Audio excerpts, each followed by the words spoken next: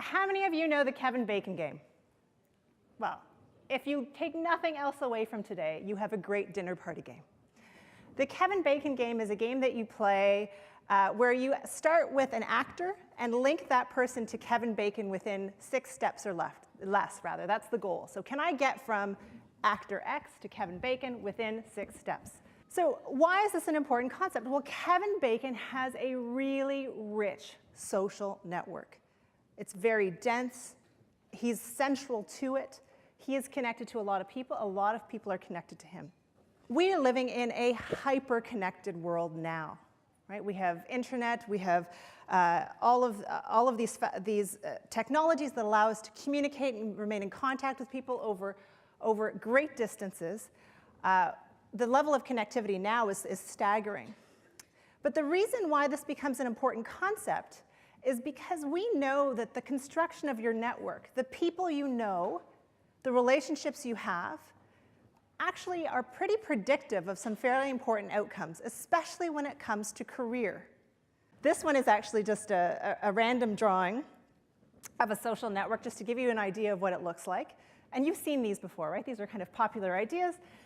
Each of the dots represent a person. Each of the lines represents the connectivity between those people.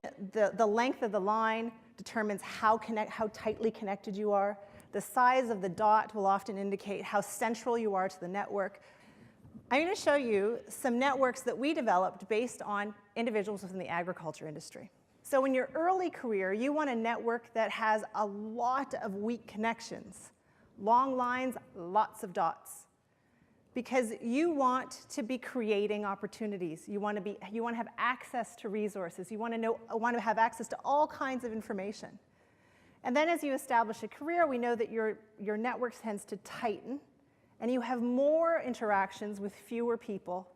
On your left, you will see the network of an early career woman. On your right, you will see the network of an established career female in the agriculture industry.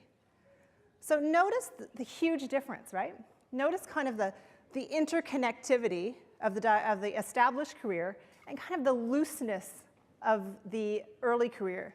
You'll also notice that there's a lot of connectivity between a small number of individuals for early career, but then later career, everybody seems to know one another. There's a lot of overlap. Here's the second visual. Early career again, female on the left, early career male on the right. So there's gender differences, even as early as this. You can also see that some of the nodes some of the circles and squares are larger. Those people are more central to the network, meaning that more people are connected to them, more people are consulting with them. The circle means that the owner of this network, consult a circle for advice. I don't consult a square. Squares are part of my network. I interact with them a lot, but they're not necessarily mentors or people that I go to for advice. Last one. What we have here is established female career on the left, established male career on the right. There are some differences here again. The difference that I want to point out most significantly, notice in the established female's career, notice the number of pink dots, number of women you go to for advice. There's a large number of them on the left, not so many on the right. So what are we saying with all of these diagrams? Here are some of the takeaways, some of the big picture ideas. Early career networks are characterized by cliques. These are these people hanging out with nobody to talk to. Well, that's because we formed a clique. We have a small, concentrated focus network, and then we have these diffuse people who sit on the margins. And as our careers establish, we start to see this high level of interconnectivity.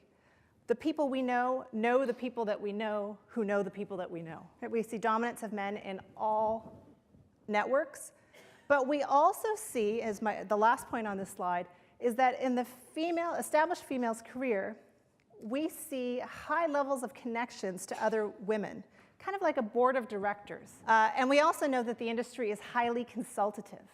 The overlap in this industry is unusual. It's more than we see in other industries. So you're working in an industry where there's a high level of connections between people, something to keep in mind, right? Because it ends up, when you see that level of connectivity, it kind of gives you an indication of what a success factor is, right? You have to be able to build a network with that level of connectivity in order to be successful within this industry. There are some gender differences in how people network. You'll hear people report that I hate the act of networking. I find it inauthentic.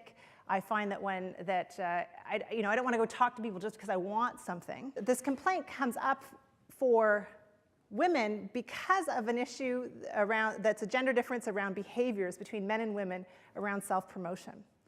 So there's an effect in psychology that we call the female modesty effect. To give you an example, 2 of my undergrads are sitting in a classroom. I just hand back a test. The male student turns to the female student and asks, "What did you get on the exam?" And the female student says, "Well, I'm really happy with what I got. It was pretty good. Yeah, it was good. It's good." And the male student says, "I rocked it. I got a C+. I can't believe it. I barely studied, but I'm totally killing it." And meanwhile, the female's sitting there with an A+ in her pocket. This won't do.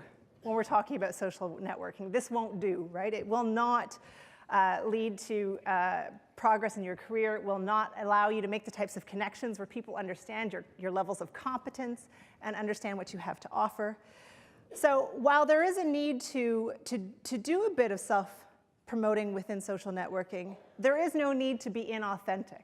Those people who have those rich social networks that you see, those diagrams with high levels of connectivity, they're spending a lot of their time, most of their time, injecting value into their network. Right? They're spending a lot of their time providing support, providing advice, talking people through issues, connecting people who don't know one another, offering resources, whatever they have. We know from social science research that generosity and kindness lead to increased levels of power within social networks. Something that women have in spades. We're talking about high levels of connectivity. You're talking about building reputation. If you are known as the person who is central to your network, who is constantly injecting value, when there's value to be had, it is there for you to claim. So the key message here is be authentic. Do the things that you would do naturally within relationships. Meet people and be deliberate about the type of network you're trying to construct within this industry. You want high levels of connectivity. You want lots of rich connections with other women who've had significant experiences, who can be sounding boards and advice givers to you. You want to be injecting value within your network. You want to be Kevin Bacon. Thank you.